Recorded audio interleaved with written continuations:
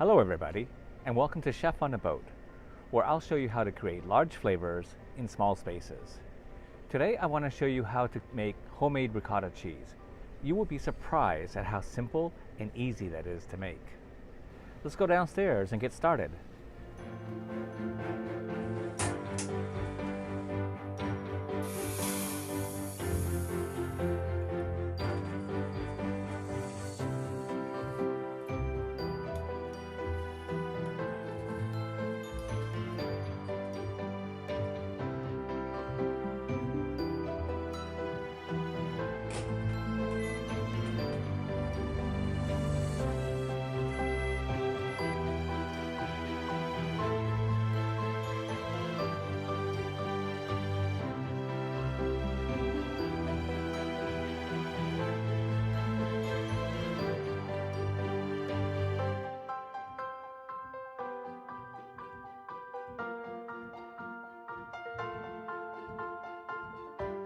Until next time, bon appetit!